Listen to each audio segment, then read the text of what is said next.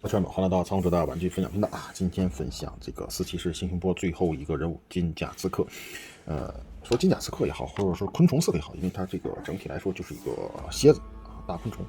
配件量也是相对来说是比较简单的。首先武器上来说，除了现在主体上搭配的这几把武刀外，还给了一把剑啊。首先我们把这个刀拆了，它这回因为是盔甲的这个握持手，所以取东西非常的紧，而且不太好装。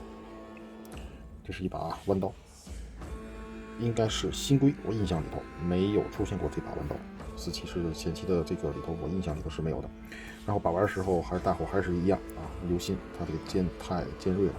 稍微你倒一下，就会出现这个剑尖变钝的那个问题。后置的这个两把刀就是老的这个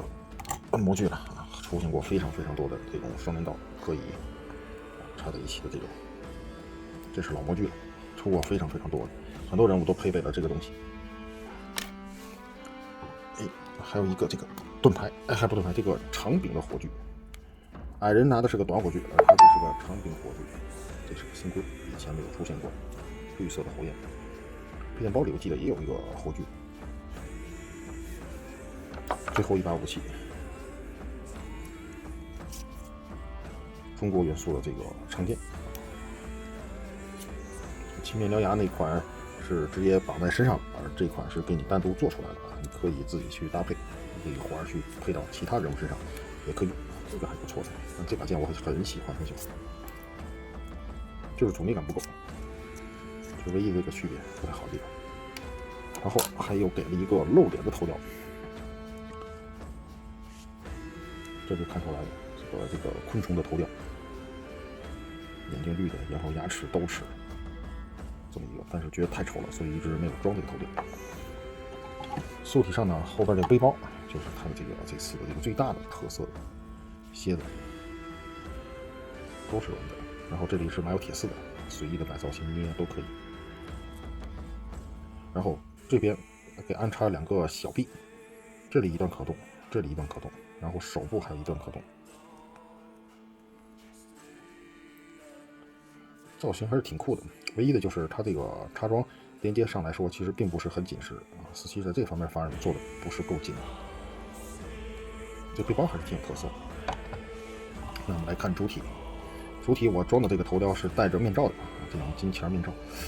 我想想是哪个国家好像是戴这种金钱面罩的，我印象不深的是中东啊还是哪里？然后这里头是个昆虫的脚那种造型，这里是能看见这个人物眼睛的。灯光开了能看到，然后肩甲也是昆虫的这种贝壳的这种造型。素体上来说是没有什么太大的区别的啊，还是这个人物素体，也是一个女性素体或者是精灵素体，兽款的精灵素体。然后唯一的就是这个手用的是这种昆虫的指节，但是装取的时候挺麻烦的。脚部的接地呢这块也是完全没问题的，同样是昆虫的这个造型的一个脚。整体来说，如果说是喜欢昆虫类、爬虫类的玩具的话，这款我觉得还是值得入的，因为毕竟这种造型的人物还是比较少见的，市面上并不多。如果说你对昆虫比较害怕或什么的，那这款就不推荐了啊。同样，这款也在这波里头应该也算是个冷门人物，后期的价格估计也会是持续走低的一款玩具。但最后介绍这两款，应该后期的价格都不太高，只不过另外女刺客呢，就是胜在它这个是女性精灵素体。暗影精灵这个，而这款呢胜在是那个造型独特，是个昆虫系的，市面上是比较少见这种东西。再加上它的这个配件上来说，无论火炬，还是这把宝剑，还是这个弯刀，以及它的这个背甲啊，都是比较稀少的，新规全部是新规，所以说这款也有可能当成一个配件包去购买，也是没有太大问题。最后呢，趁这个人物呢，咱们拿出来四骑士的这个两个武器配件包，给大概展示一下。首先这个大盾就是铜模换色，然后这个就是盾的这个替换的这个头这个地方，然后双刃斧，这个双刃斧呢是红色的，跟那个熊大那个有些区别，熊大是银色蓝色的这个点缀，然后宝剑，这也是跟熊大同款。然后这3个吊坠呢，就是类似于牛头人的身上挂的那几个，牛头人挂着棕色的，然后双刃斧，这里头还有一把长剑，